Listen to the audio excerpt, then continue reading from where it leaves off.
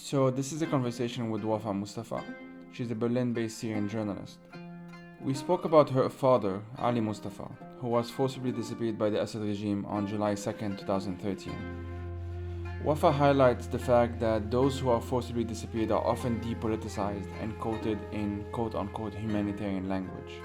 We also spoke about her participation in the 2011 uprising and what it means to her today, her journey from Syria to Turkey and then to Berlin, about dealing with and talking about depression, and about her next project. So as usual, you can follow the podcast on Twitter at FireTheseTimes, and if you like what I do, please consider supporting this project with only $1 a month on Patreon or buymeacoffee.com. You can also do so directly on PayPal if you prefer. Patreon is for monthly, PayPal is for one-offs, and Buy Me a Coffee has both options. And if you cannot donate, you can still help by reviewing this podcast on Apple Podcasts or wherever you get your podcasts. Thank you.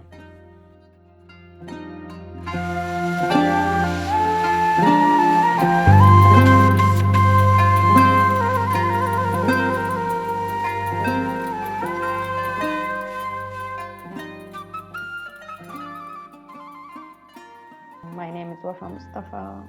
Now I am a Syrian journalist. I've always been Syrian, but now I'm a journalist and activist. And I live in Berlin. I've just graduated after, 10 years. I first went to college like 12 years ago. So I just graduated. And yes, okay. Yeah, Well, yeah. congratulations, first of all. Thank you. It's always hard to when someone says, introduce yourself. I don't know. No, that's fine. That was fine. Okay. So I'll just start. Like I first heard about you on Twitter, I think, through the photos you've been posting of yourself in Koblenz in Germany.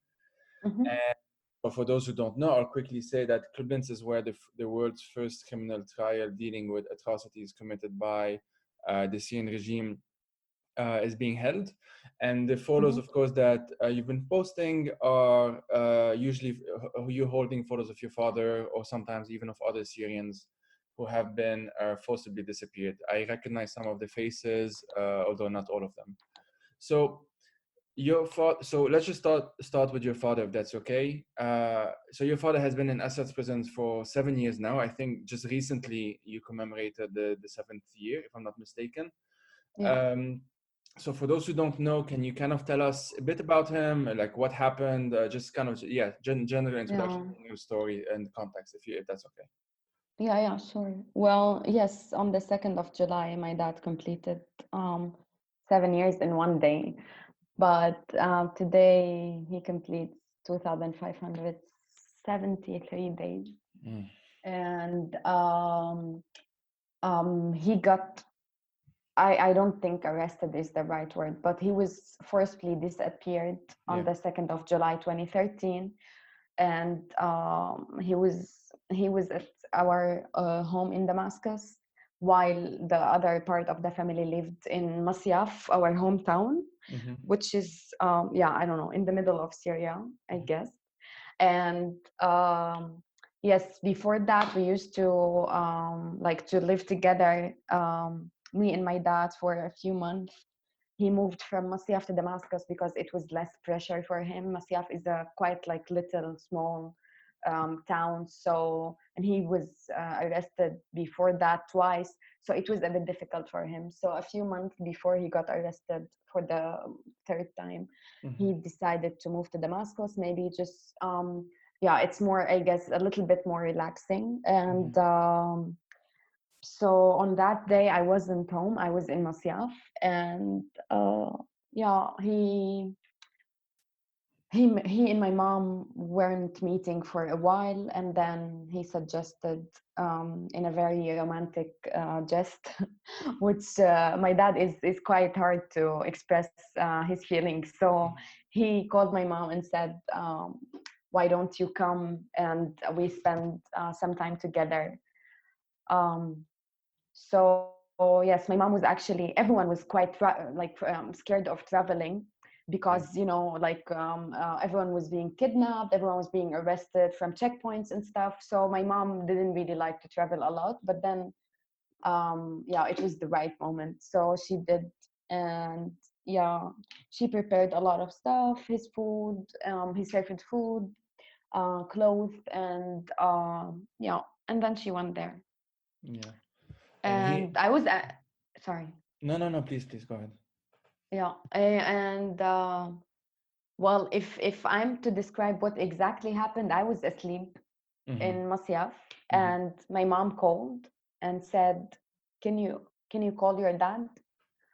And I knew, and I called him, and he didn't respond. And Yeah. then usually, actually, I tell the story from my mom's perspective, but Yeah. I guess this is the first time I tell it from my perspective. But anyway, yes, so I kept calling him, and he never responded. And then, you know, we don't really speak, like, we don't say stuff on the phone in Yeah. Syria, but Yeah. my mom was that desperate, so she said, she just said that I'm calling him and he's not responding. And the neighbor said that a group of armed men um, attacked the house, and she heard just, I don't know, noise and voices and stuff. And then she saw him on the stairs with this group of men, and also with another man who turned out to be my dad's best friend.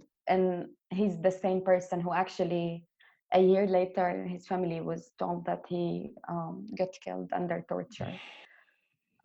So yeah, my mom actually waited for like a few hours there, and she was too scared to go upstairs, and she waited for my aunt to come.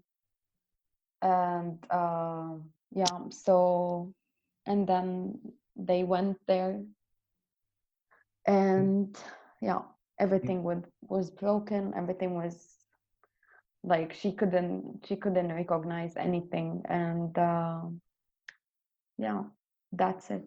I guess she called him. So from her perspective, she called him like 15 minutes before she arrived, and she said, "Yes, I'll be there in like 15 minutes." And then he told her that I cleaned the house and everything is perfect, and I'm waiting for you. And that was it. Horrible. Is your mom is she with you in Germany now? No, unfortunately, my mom and my youngest sister in Canada now, and I have a younger sister in the US. Ah, yeah, Sana is in the US. Yes. Yeah. One detail that I remember, I think you mentioned it in the Branch 251 podcast, which I will link all of this in the blog post.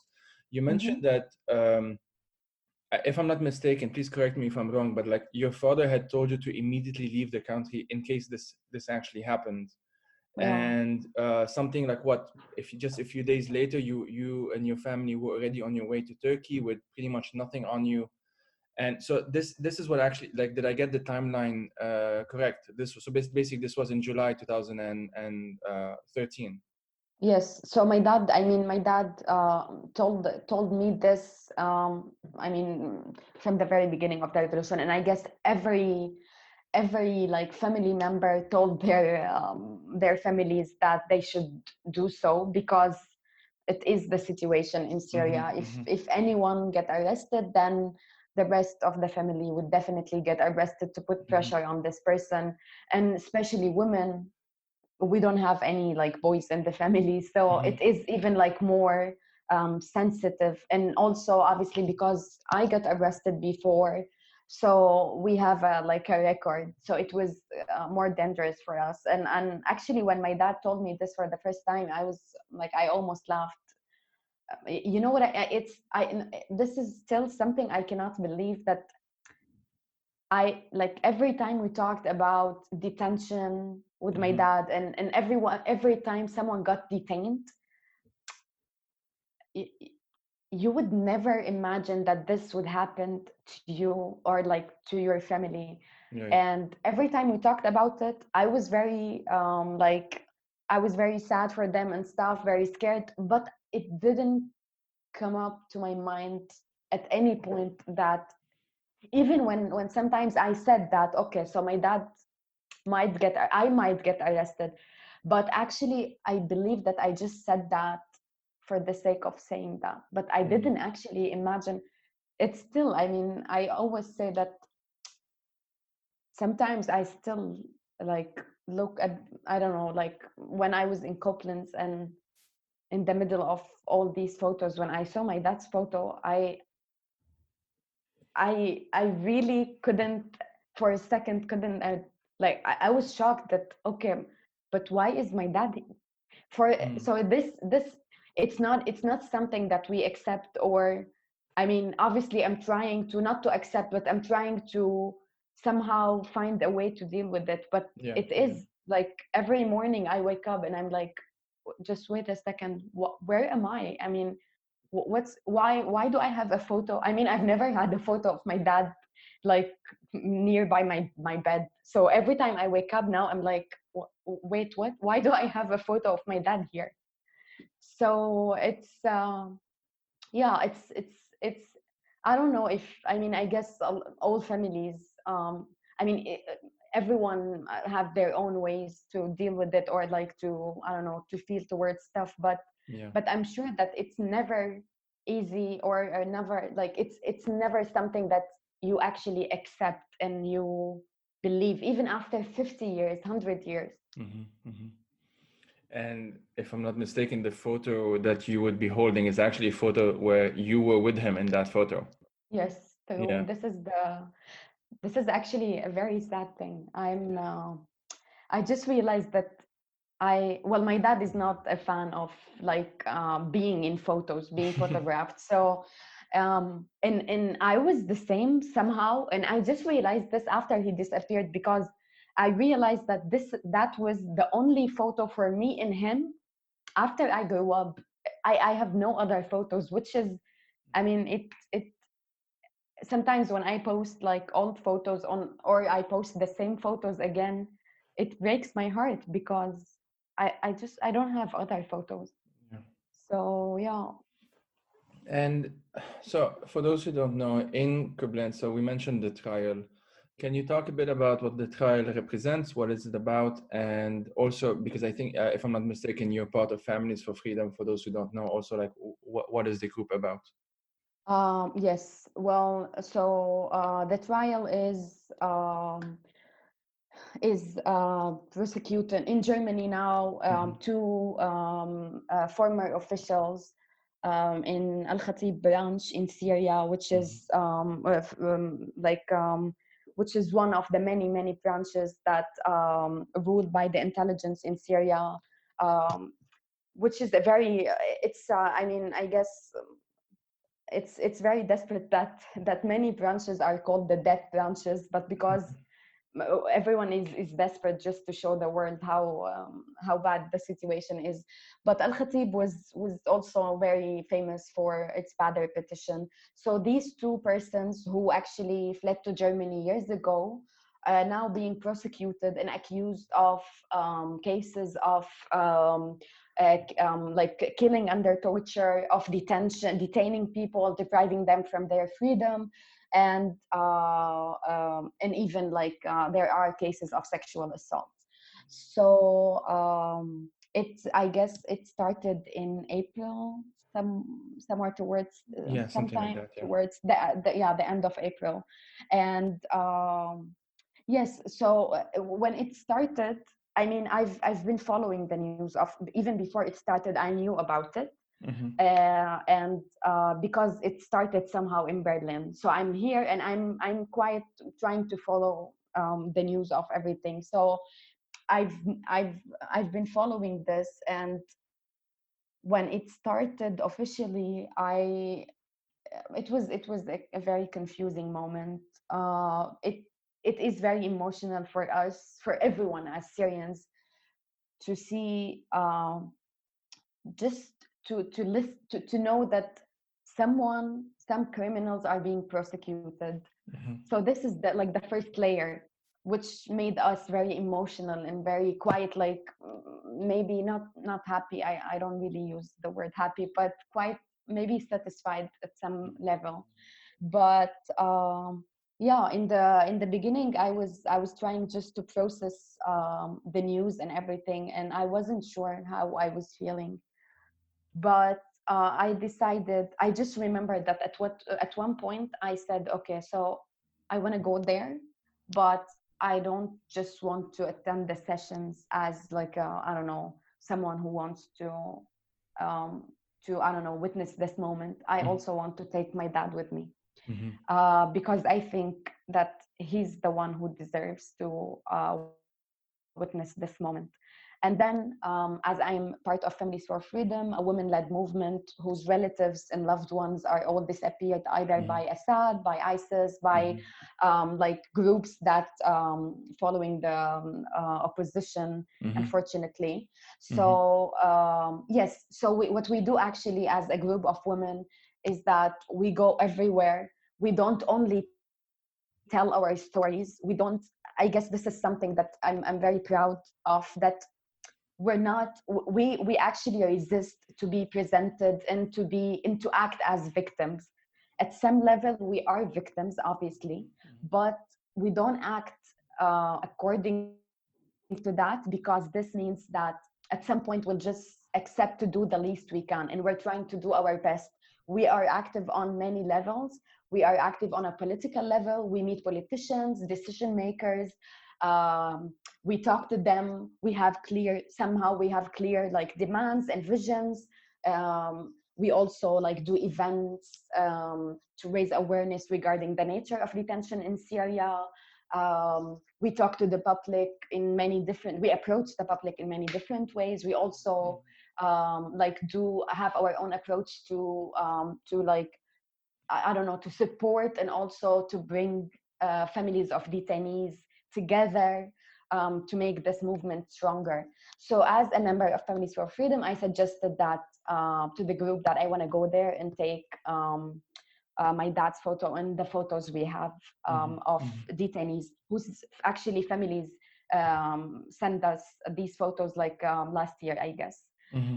So yeah, and because of COVID-19, other members of the group couldn't join in, so we just suggested that, okay, so we make it like this: I go alone, and yes, actually, when we were going there, I didn't have anything in mind. I just, what on the way I was just thinking that, okay, so I believe that people who deserve most to witness this moment are these detainees. So that was the point. So, but obviously when you go there, I mean, first time I spent like, first day there, I spent something like 6-7 hours sitting in front of the courthouse. And yeah, it the whole thing, even if in my mind everything developed there, while like sitting there talking to people, seeing the like the photos of these detainees all together. So I believe I eventually I decided that, okay, so I'm here. I realized actually why also I was going there. First, to say that yes, this is a very important, very crucial moment in the very long, exhausting, difficult way towards justice in Syria. This is the first step. Uh, and yes, I would like to recognize that, but also I would like to emphasize that this is not justice. I mean, somehow it is, you know, because when people are so desperate, they they are also, they see stuff as maybe like, yeah, the trial somehow is presented as like that's it, this is the moment of justice, which is quite dangerous, because this means that it will make us somehow maybe relax and feel like, yes, we've achieved something, which is it is obviously an achievement of all those Syrians who worked, all those witnesses and survivors who stepped forward and said, yes, we want to talk about it, we want to prosecute these people. But it is just the first step, and this actually, the most important aspect of the trial, that I believe that it emphasizes once again that what we all should do is work together to release detainees. I've repeated this many times. It's not acceptable that I wait for my dad. I know, actually, I wait for the regime to tell me that my dad is dead, And then I go to, I don't know, a German or French or whatever court and prosecute Assad regime. This is not this. I don't accept this, and this is not what we want. If they are alive, then we want them free. If they are not, we want justice for them. But first of all, we deserve all to know the fate of our loved ones. So yes, I mean, a lot happened there. Now I have like a huge memory um, um, about Coplands and everything that happened there. And to be honest, the most overwhelming part was the families of detainees. I wasn't, I couldn't, I could never imagine that it will mean that much to the families of people who actually appeared in the photos. I cannot even describe it. I spent days just trying to respond to people sending me photos of me holding their loved ones' photos and saying that thank you for doing this. It was, I cannot, this is something I cannot even describe. I mean, yeah, I mean, even like people who approached me to say that, why didn't you take my loved one photo? It was a lot, to be honest, but and it is still a lot. And this is why in the third time I went there, we went more people and also with more photos. Like we asked through the page of Families for Freedom, we asked people to send us their loved one photos if they want, and that we want to hold them again in Copeland. In 4 days, we got 60 more photos. So yeah, this is one thing that I wasn't actually, I couldn't imagine that it means that. I mean, how desperate are people to be that happy only because they saw their detained and their disappeared loved ones, just photos in front of a courthouse. Yeah, I guess it says a lot. And how many days did you stay in Koblenz? Well, I went 3 times, but yeah, on different dates. And first time, I guess I spent 2 days. I mean, every time I go there, we go in front of the court, like at around 7:30 in the morning, and we stay around something like 3, 4. Sometimes we stay till 5. It depends on the session. When the session ends, we usually try to leave. First time we went, it was crazy warm. Next time it was raining. There were storms and stuff. So it's yeah. Even in my mind, the scene of Coplands is quite, yeah. It's very, yeah. It's very dense and overwhelming. You know, like, I mean, I'm from Lebanon, so I have worked. I don't know if work is the correct word, but I do know some people who still have loved ones that are officially, quote unquote, forcibly disappeared from the war. So we're talking about a very, very long time, obviously 70s and the 80s for the most part. A few years ago, that would have been 2014, I think, I was invited by an NGO to basically meet this family in Shatila, whose 2 sons were forcibly disappeared in the south. If I remember, the details are a bit hazy now in my mind. If I remember the details correctly, and the memory that I have of that meeting was, I was asked because I was blogging, and so the NGO wanted people to blog about it, essentially as a awareness, raising awareness, etc. But what I remember from that moment, that day spent, like, must have been like 2 hours in total, is them, the mother especially. The father was, I still remember him being kind of very paralyzed, like he wasn't talking. He was very, like, I think we can describe it as PTSD probably.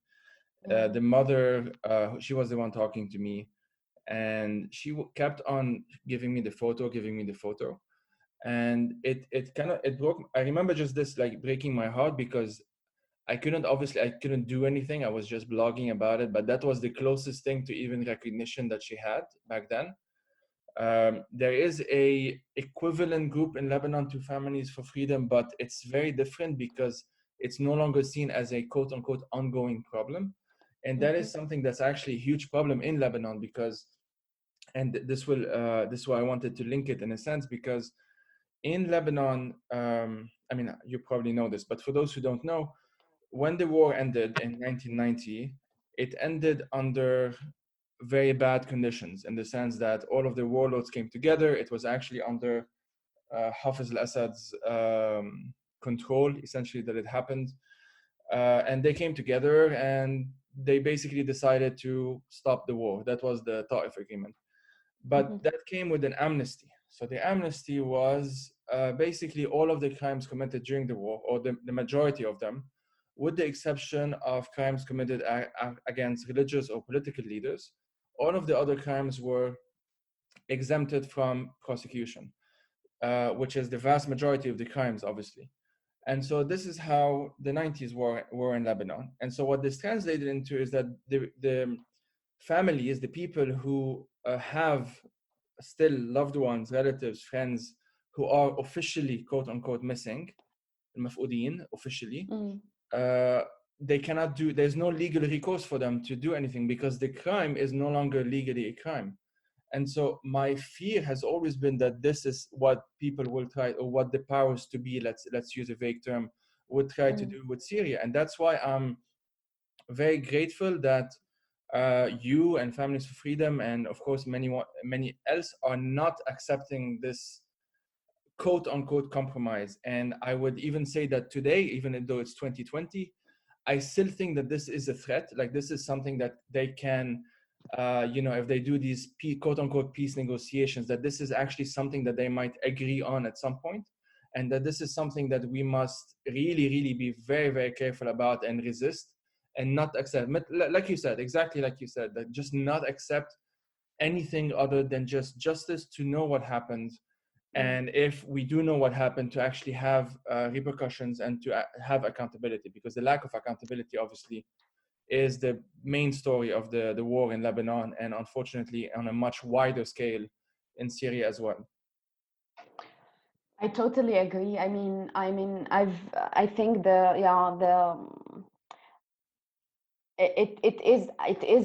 are attempts to deal with the detention and enforced disappearance in Syria, as now, like we just hear that yes, so they are like hostages.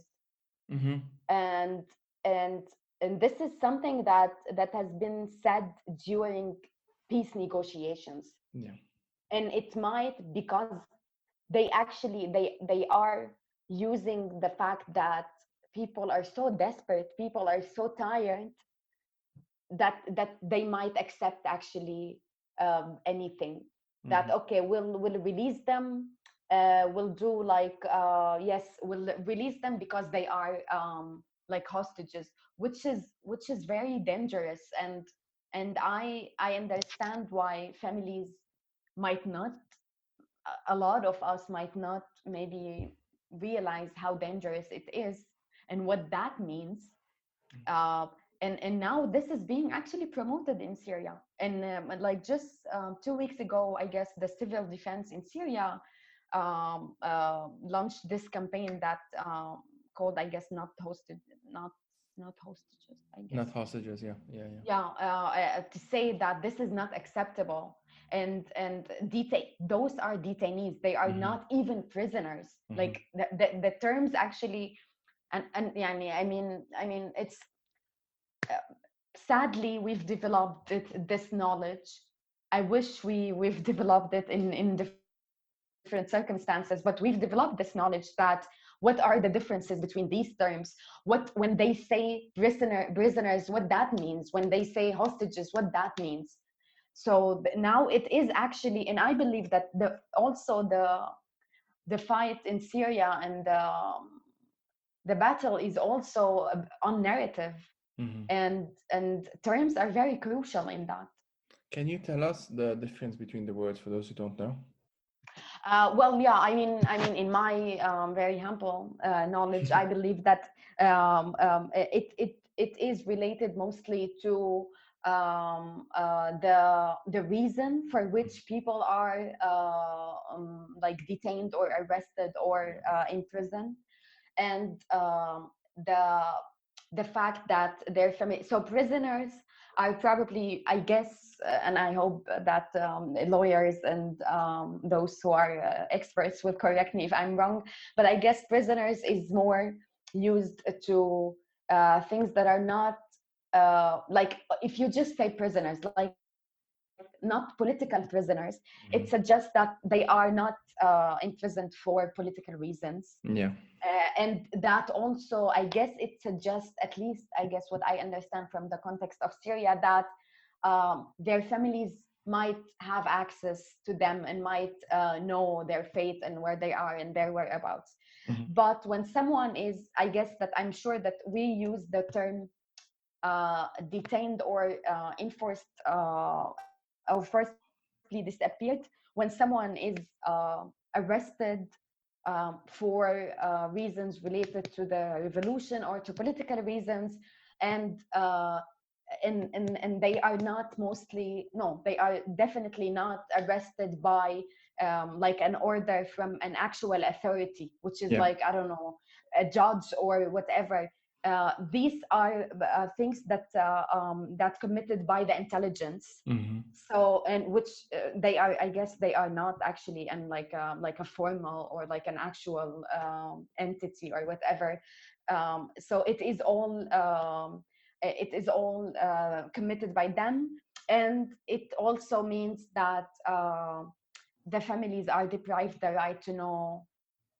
No, there is no, like, even before talking about the right to know where are they and the accusations or whatever, we are deprived to know that they are actually taken by this entity or this branch. Mm-hmm. So this says it all. Like, someone, I sometimes I say that my dad has been like forcibly disappeared, and then people say, so you call him?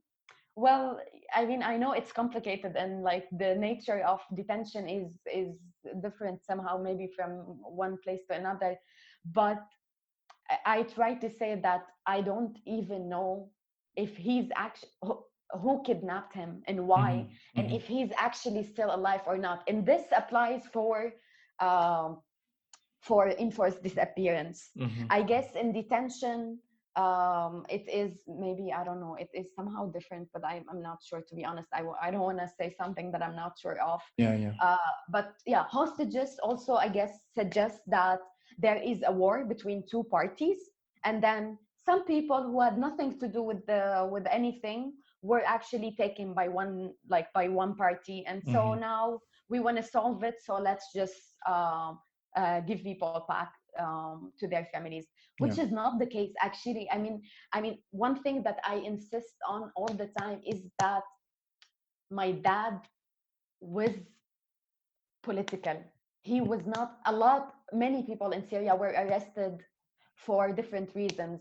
Sometimes because their names were, I don't know, close to someone, like to Yeah. some Yeah. other people names and stuff. But I insist that we shouldn't be, especially in the like the context of, I don't know, European discussion, and uh, it is somehow pushed to the point where we just talk about them as victims, and that they haven't done anything, and we don't talk about the reasons, like what happened, or we just say that there are missing people in Syria. No, they are missing, obviously, but they are not missing in this sense. Mm-hmm. My dad was aware of everything he was doing. My dad was political. Mm-hmm. He demanded, he was not just kidnapped randomly. He was kidnapped and arrested because he demanded this and this and this. So I don't accept that my dad is deprived this right. Yani, so most of the times I'm asked to talk about detention and detainees and blah blah blah, and in a humanitarian context, I don't even know what does that mean. Yeah. Let's not talk about politics. Let's just talk about the suffering of families. This is something I fight against every day. If someone feels that this is what they want to say, then it's totally fine. But this is not my position. My dad wasn't just sitting at home and then he was kidnapped, which happened to a lot of people, but it did not happen to my dad. My dad went out, went to the streets, and said, "We want freedom, justice, democracy, and the state of law." And this is why he was kidnapped and disappeared. Yeah. Yeah. Yeah. So while you were talking, I was thinking of a essay that I had to write in December 2019. So it's not even that long ago. Analyzing a movie slash documentary by Ghassan Halwani. And so Ghassan Halwani, he's a Lebanese director, but he's also separately known because his father is among those that were forcibly disappeared during the war. And his mother was a well-known, I will link this as well because I forget the details on the spot. His mother is a well-known activist in Lebanon for that specific cause. And he was saying exactly what you just said right now, that a big part of the problem in the context of Lebanon, and I'm sure the same could be said to other countries. And I know that Families for Freedom has tried to link up with Bosnians and other groups as well. Yes. Um, he was specifically saying that he wanted to make it very clear that this was a crime that happened specifically against his father due to X and Y and Z. His father was involved at the time with a communist group in Lebanon. So it wasn't random. It wasn't just something that happened. The word missing can always sound as if it's innocent. It's something just happened. It's part of nature. Some weird thing, some vague thing has happened, and that's not the case. And that's exactly what his film is about. And in his film, he's also like an artist, so he draws and animates um, uh, out of a photo of one of those who were forcibly disappeared. His father, You're if I'm not talking about Erased, right? erased, exactly, yeah. I've watched this. Oh my God. One of the most difficult things I've watched. Exactly. So I interviewed him. I actually met him recently as well in Zurich, and yeah, that's the point. He draws a portrait of a forcibly disappeared. I believe it's his father, but I'm not exactly sure on the spot. Yeah. And he animates him to give back agency.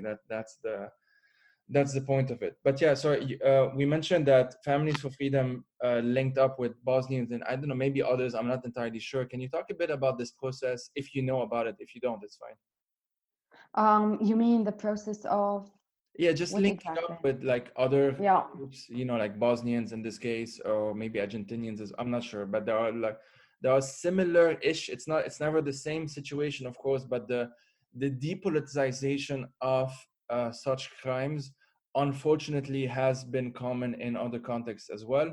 And so I'm wondering if maybe you were not participating in it directly, but because I know that Families for Freedom has linked up with or has at least tried to basically stand in solidarity with Yeah. Bosnian families and etc. Yes.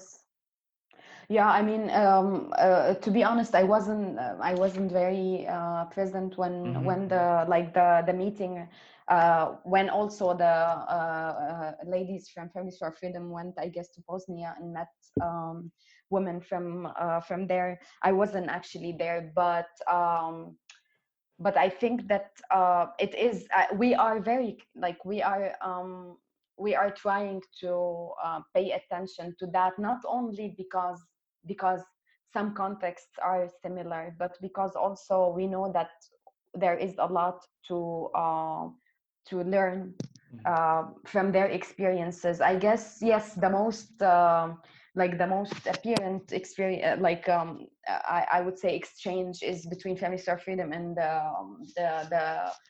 the mothers and the ladies from Bosnia. But we're also, I guess, we are working on like approaching and we are being approached by other groups from Latin America, even from Lebanon, I guess. Because we are in this is actually because we are scattered all over the world. So the group has members in Europe, all over Europe, but also in Lebanon, in Turkey, inside Syria, most importantly. So we are all over the place, and I guess we are aware of the importance of this exchange. And I guess I was on one event with the, unfortunately I forgot her name, a very famous lady from From the Belgium. Srebrenica Oh, okay. group. Yeah. and and even for me it was it was it was shocking. I mean, I remember that almost everyone in her family was disappeared, like husband, sons, and brothers.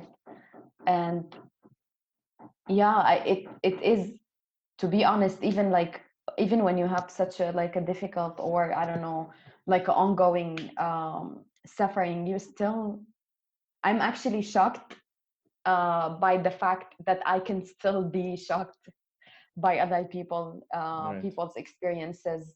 And I guess it was very important for me to talk to her and to ask her about this. I guess also, like recently, I was at some event, and there has been talk, like there was talk about the Colombia experience.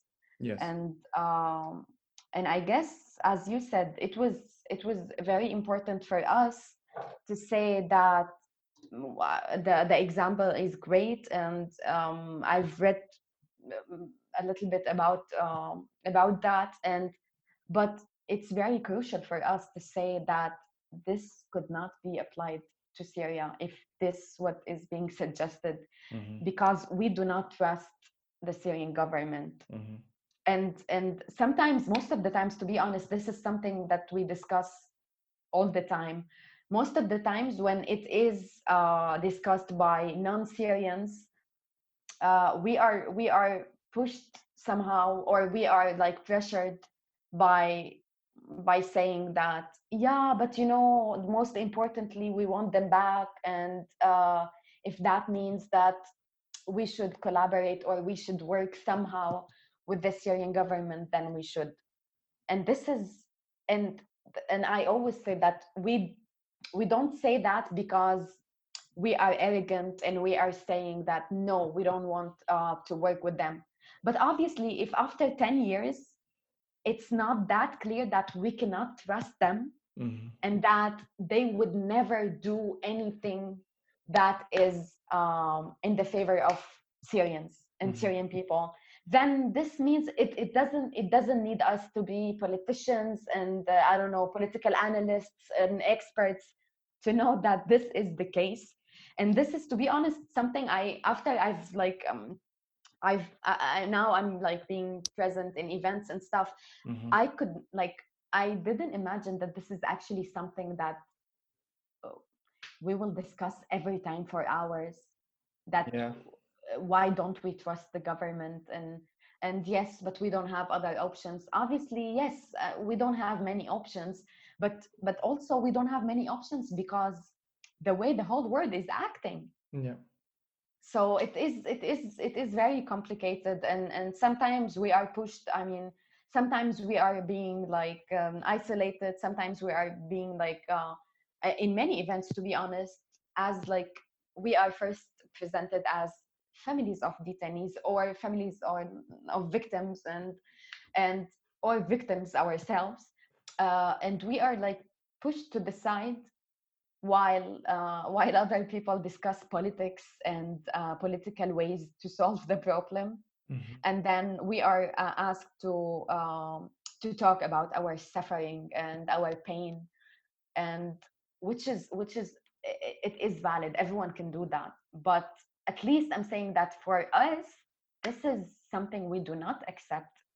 We're not just going around and telling our stories. This is one way, one means we are using to approach people. But this is Mm-hmm. not the only thing we're doing, because even before, and this is something I've always repeated, even before my dad was arrested, I was active. I Mm-hmm. was an activist. I mean, activist is problematic, but anyway, but I was there. I was participating in everything, and even if my dad wasn't arrested, I would be doing the same. So it's not that now if my dad is back, I'll just drop everything and just live my life. No, even if my dad comes back or not, or doesn't come back, this is the revolution for me is something that will not, something that I won't give up on. Yeah. And I mean, on that same note, you recently posted a photo with a friend of yours, Muhammad Zri, and there's a what's incredible about that photo is that it's dated. There is the date on it, 16th of December 2011 at literally 7:49 p.m. It's one of those photos, and this is what you were saying, is that at the end of the day, it's not that, because your father was kidnapped 2 years in, essentially in 2013, 2 years and a half in. That's a long time.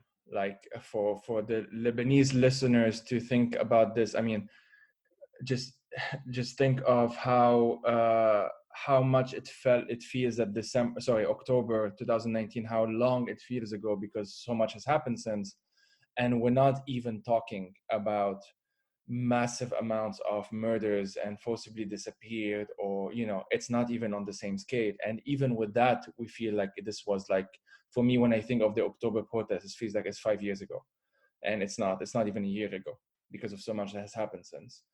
Basically, my point is that so much can happen in 2.5 years. And I wonder if you can tell us a bit about, maybe not, I mean, this is up to you, of course, maybe not specifically about that protest of the one in Medan in Damascus, the one in December, but if you can talk a bit about, and again, with as much details as you can, of course, how you participated in the protest in 2011. And yeah, so talk to us a bit about essentially the 2.5 years essentially before you had to leave after your father's kidnapping to Turkey.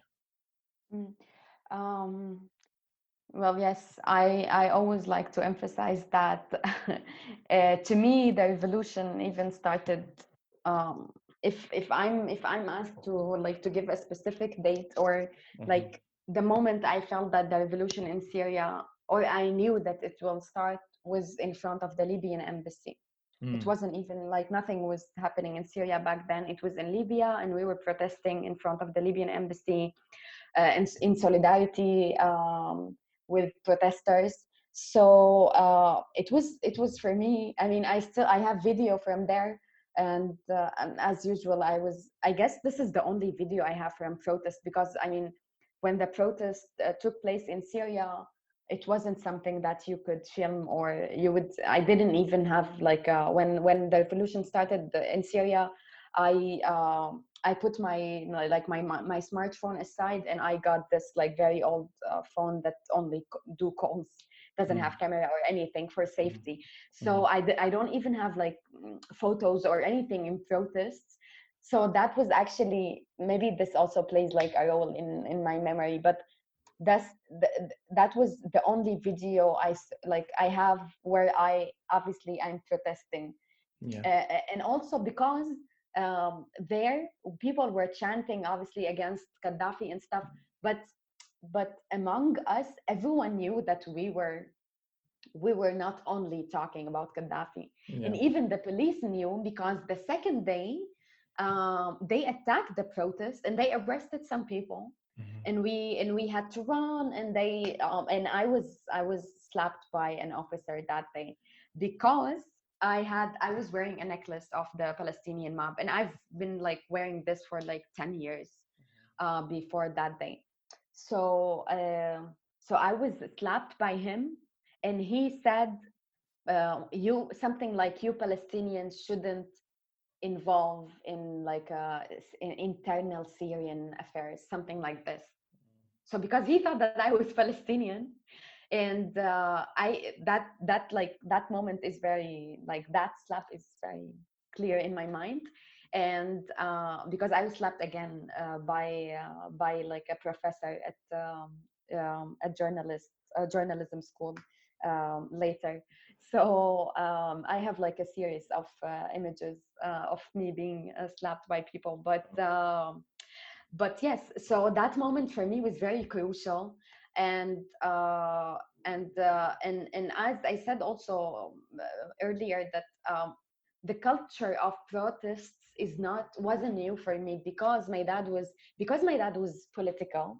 So I guess starting in like 2000, I my dad started taking us every Thursday on a trip from Masyaf to Damascus, like a 3-4 hours trip with a group of other people to protest in Damascus in solidarity with Palestine, Iraq. So, but we kept doing this every Thursday. I'm sorry. I mean, yes. Is that is that annoying? We can hear it in the background, but it's okay. It's okay. Go on. Okay. So yeah, so we kept doing this actually for like 10 years. So I started going on protests when I was 10. And obviously the setting was different, blah blah blah, but the culture, or like the idea of protesting, the image of protesting wasn't new for me. Yeah. And I remember that at some point in 2003, I was held on shoulders to chant, and I was like 13. So when the revolution started in Syria, it wasn't a question for me. Like I wasn't even like, I didn't like sit and say, shall I participate? This is why sometimes I say that even like the moment of the first protest and stuff in Syria is not clear in my mind, because I didn't even think about it. Yeah. I was just there. And my whole family did the same. So it was also something that like we all did as a family. And to be honest, I I'm a bit nostalgic, and I still say that I was the best version of myself in 2011 and 2012, when the revolution, when I was participating. And I, at some point in June 2011, there was like a strike called the dignity strike. So they invited students to not go to exams and universities, in solidarity with other students and other people who've been like killed and kidnapped and arrested. So I actually did, and I posted on Facebook, which is, I mean, now it seems a bit like what does that mean? Like, this is silly. But Facebook was banned in Syria. Yeah. We didn't have access to Facebook at that point. So I posted on Facebook with my like real name that I'm on strike because I'm on in solidarity with other students, and and actually like I didn't go to school anymore, and the only thing I did was protesting. um I went actually to other cities. Like I went to cities, I went to places in the countryside, to Eastern Ghouta. I went to Daraya, and then, I mean, somehow we call it like revolutionary tour, tourism. Yeah. So it sounds very silly, but I was very excited just to see how people are protesting. You know, I was in Damascus and people were protesting in Dar'a, and Dar'a was a huge thing for us. Yeah. So actually, a year later, like in beginning of 2012, after I got arrested and released, I went to Dar'a actually, and I stayed there for a couple of days. And I also went to Qamishli, North Syria. I went to Raqqa. I protested in Hama, in Salamiyeh. So I guess I was like, I even when I remember this, I have this feeling of like happiness that I don't have anymore. Like I don't feel anymore. So I guess, and I always say I'm grateful, because the revolution made me the person I am. uh, and uh, and yes, it also, obviously, it comes with a lot of pain and loss, but uh, I accept the fact that those were my choices. No one forced me to do so. So at least I have the responsibility to accept it, and a lot of people just dropped and said, that's it, I cannot anymore. And I respect that a lot. And I don't not not at any point ever I asked anyone to like, no, you wish to continue, blah blah blah. No, because I know that this is very hard, and I know Yeah. that people have like limits. Yeah. But at least, and I even like, to be honest, after we fled Syria to Turkey, I spent something like 7 months in bed. I couldn't. The only place I went to was hospital in Turkey, and I was very like, my health situation was very bad. I was depressed. I didn't see any hope. I didn't see any meaning. Like I lost meaning, which Yeah. something might seem cheesy, but actually I actually now I feel it in like in my heart. It is very difficult. But I guess, so I sometimes I say that, sometimes people ask me like, how are you very optimistic and stuff, and I say, to be honest, I'm not. It's not that I'm optimistic. I tried not to be, and it didn't work. Yeah. So continuing is the only option I see, because I also, obviously, I believe that it will lead somewhere. Yeah, that's a very good way of putting it, actually. You mentioned depression now, and if it's okay, I'll ask a bit about this. You also mentioned it on the Branch 251 podcast, which again I'll link it as well. Um, you shared the photo of Muhammad Zri. You mentioned in that other podcast that you knew Aham Razul, who I discovered. So it's a bit random, but I discovered, or sorry, I remembered hearing about the news of his death because I think, if I'm not mistaken, it was announced at the same time as Omar Aziz, or more or less the same, like that same week, Yeah. more or less. And yeah, and I knew of Omar. I didn't know him personally. Um, how so this is the most subjective and the maybe the most vague question. I don't know, but like, how do you actually, on a day-to-day basis or weekly basis, or I don't know, do you have ups and downs? Do you have, how are you dealing with depression, if you still are? How are you actually going through it emotionally, with, again, as best as you can describe it? I don't think you can actually describe it in any perfect way, obviously. Yeah. Well, it took me years actually to not only to be able to talk about it, but to accept the fact that no, not even to accept, but to be able to see myself in that position. Because most of the times, even when I talk to my friends and stuff, I tell them that there are almost like 2 years of my life in Turkey that I somehow do not really remember. I wasn't there, and I was working for like almost 18 hours. I was doing 3 jobs together, because obviously we needed to survive. It was only me and my mom and my youngest sister, who was like 13 at that point.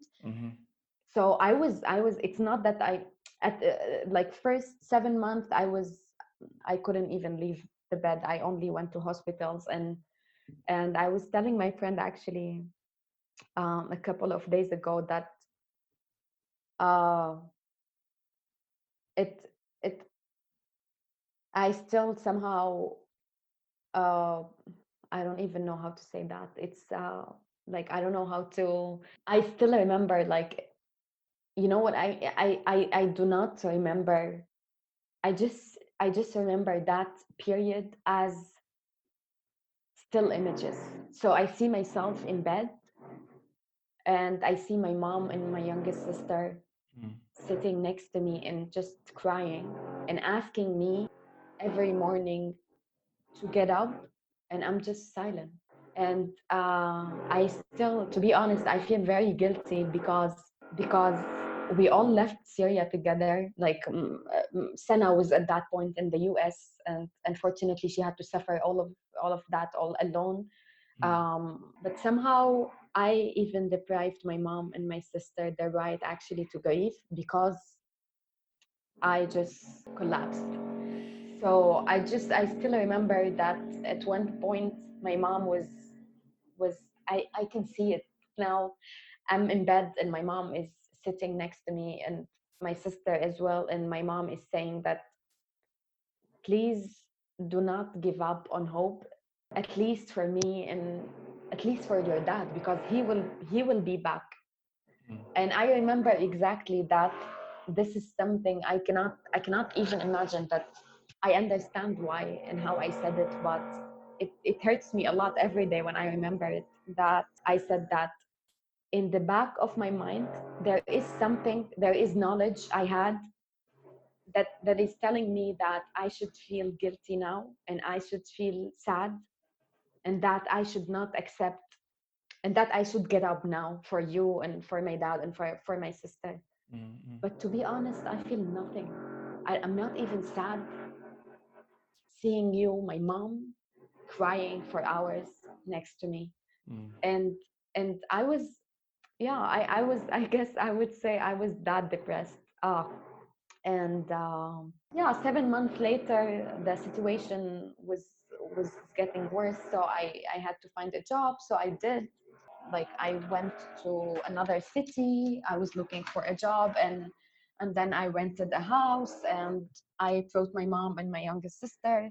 And then at that point, the like my depression took another form. So at that point, I was working and everything for 18 hours, but I still didn't talk to anyone. I still didn't like. I spent almost like a year and a half, not saying a word to my mom and to my sister. I would just go to work like almost 8 in the morning, and then come back like 8 in the evening, and I would just enter the house and then go to my room. We didn't eat together. We didn't like have meals together. We didn't cook together. We didn't even talk. And this is, to be honest, one of the like, I would say that that was the most difficult point of my life. Yeah, and then I got to Germany, and to be honest, I'm much, much, much better now. At least, yeah. I mean, I to be honest, I didn't really. I was on medicine for like 3 years, but I didn't actually, for some, I don't know, vague reasons, I didn't do therapy till the moment. I've tried many times, but it's not easy. It's very difficult for me. I mean, I went to like different people, but I don't know. It is difficult. To be honest, sometimes when someone tells me that, when I see someone that I can clearly see that they need therapy, and they tell me that, well, yeah, I couldn't, I feel like, what? But actually, this is something I'm trying to do, but it is very difficult. My mind is very connected to dates. So like, for example, when I was in Copeland's, and it was the 2nd of July, so it was my dad's the day my dad was disappeared. You know, we were like we were doing the photos of detainees. We were putting them in frames and stuff. And when the clock was midnight, it felt like something. I cannot even describe it. It felt that something happened to me. I didn't even like look at the clock or anything. Just felt it. I just felt it, and then I looked, and then it was midnight, and then I told them that I'm sorry. I cannot continue. I'll just go to my room. And I didn't even sleep that day. And then at 7:30 in the morning, we had to go to put the photos in front of the courthouse. But even when I looked at my photos from that day, yeah, I guess yeah, I mean, I even felt sad for myself. I looked very sad, and obviously I'm sad, but I didn't this I don't know, it's not easy, you know what I mean? It's not something that, after now 7 years, I'm not sure of anything. uh, and uh, and yes, so, but to be honest, it is like every week is the birthday of someone we lost, Yeah. or the day someone was kidnapped, the day someone was killed, um, the day, I don't even, like, you know, like dates that are related to like protests I participated in make me feel a bit like more I don't know, but I'm very active. Actually, my friends say that I'm hyperactive, and I talk a lot, as you can see. But uh, but I'm trying to deal with it. But to be honest, like I don't it. There is no like 1 week, like 7 days in a row where I'm not where I don't like also because everything triggers you. I mean, Yeah. the other day I mean, it is also on the podcast. I talked about the song of Kulthum, Yes, and yeah, yeah. you cannot imagine what like I Can I you ca- tell that story again for those who don't know? yeah. Well, yes. I mean, I've always hated Kulthum. I didn't even know why. I mean, somehow, yeah. I'm not gonna go there, but yeah, my dad was obviously like everyone else was a huge fan of her, Mhm. and so we would always listen to her, and I would always like ask my dad like I don't she doesn't even have a like a I don't like her voice. What I don't see the point. And I've always thought that there is a reason that there is something that everyone knows except for me. Yeah, So something you're they all missing. agreed, yes. So they all agreed that we love her that much. So I always ask my dad like what is the reason, and then he always said that there is something you cannot like you cannot realize now, but when you grow up you will see the point.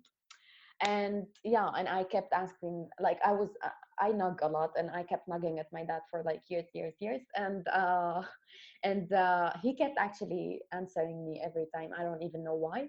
But one day when I was in Germany, I was actually like it was I guess 2016 or Hmm. something around that, and I was going out with my friends to some place, and they played Kulthum. Yeah. it's it's yeah, we just entered, and then I just heard at the beginning I didn't even recognize the point, like the song. Hmm.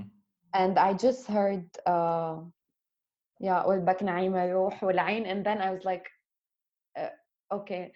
I freeze, I this is how I act. So I was just I I froze in that point, and the only thing I did is that I went to the bathroom. I spent something like an hour or something crying there. I couldn't just get it together. I couldn't. My friends were there. What's going on? I I was crying to the point that I couldn't even speak, and I just went back home. And it took me, to be honest, I'm quite emotional, and Hmm. my memory is very related to music. So, which is quite difficult because specifically if you live in Berlin, Arabic music is all over. Hmm. And and and yeah, I still, after 7 years, I still react the same way. And the thing is that actually when something like this happens, it takes me like a week to actually just get over it and get over that specific moment and just continue. So it is very difficult. Yesterday, a friend of mine, this is almost like, I always say that I'm 30 in a Hmm. actually, yeah, in like 2 weeks. Hmm. But at the end of the day, when I go to bed, somehow I don't only feel it, you know what I mean? I see myself from the outside as this 5 6 year old kid who's just in bed, and just crying because it doesn't make sense to me, I mean, everything I talk about, everything I do during the day, justice, freedom, and everything, and then at one point when I'm in bed, I'm like, but wait, but I had a father, and he just disappeared, that's it. And I don't get it, sometimes I mean, the other day, it's very weird for me to talk about that, but I'm trying to be like, not only to be honest, but I'm trying to say stuff that I don't even like tell, not even like my family. We don't talk about, everyone is trying to protect each other, so we don't really talk about stuff. But I even, like, one day I remember that my friend, his dad was calling him, and then he was like, oh no, I don't want to respond and stuff. And I was sad to the point that I went back home and I created some number and I saved it as my dad's, and I started calling. And and maybe it explains how complicated, like, our relationship to the fact that my dad is just not there. Yeah, I mean, I wake up in the morning and then I grow up and I realize again that this is the reality and I should fight for it. But then again, in the evening, it's the same. So I was just saying that yesterday a friend of mine just shared with me that on this day, 2 years ago, his father was released after 7 months of detention. And I cannot, yeah, I mean, I cried for like 4 hours. I was genuinely happy for him. It's not about people. It just, I felt very sad that, but why does have my dad to spend 7 years, and I don't even know if he's coming back. You're finding ways to, I don't know, it sounds like you try to find ways to rationalize it or to make sense of it, but like at the end of the day, it's what it is. It's as brutal as it is, and it doesn't provide answers. That's the worst part of it, I guess. I wanted to end on a positive-ish note. You mentioned that you graduated recently. Well, again, congratulations on that. What are your next steps on that front? And what are your next steps on that front? What do you hope to be working in, or etc. Yeah, well, to be honest, I'm not. I'm taking a break from academia for a Very while. good. I recommend it. Yes. I mean, it's also a bit complicated. I studied something a bit different from what I actually do. I studied arts and aesthetics, so it's a bit, which was good for me, I guess. I made this decision because at some point I felt that I need to balance my life, so it somehow did. And yes, so I'm looking for a job. Yes, thank you. And and I have a project in mind. Okay. Not only in mind, I'm starting to work on something, but Can you tell us about it or not yet? Yeah, well, I mean, yeah, it is a film. So yes, it will take, obviously, like, I don't know, at least 2 years. But yeah, this is a decision that was not easy for me because it includes me. So I wasn't sure. But yes, I guess now this is the main, like, this is the goal that I have in mind. But on the daily basis, I'm now dedicating myself to the court somehow. No, but I'm actually, yeah, I just think that it is a huge platform and it is a very important platform, and I think that everyone should use. So but also we work a lot of, like, different stuff. I do a lot of, like, different activities, all related, obviously, to the revolution. This is the only thing that I enjoy and I want to do. But yes, on the, like, a bigger scale, I guess this film or documentary is my next step. Amazing. Wafa, thank you a lot for your time. You've been very generous for your time, and I don't even know what to say. I just have a question. Did you please, call me Wafa? Did I? I don't know. What did I? Well, I hope not, because my name is Wafa. Wafa. And I've been telling the story all over. My dad gave me a name of a Palestinian news agency, and this explains why I talk a lot. This is might explain why I wanted to become a journalist. But yes, so Okay. yeah, Wafa is fine. Wafa, that's good for me.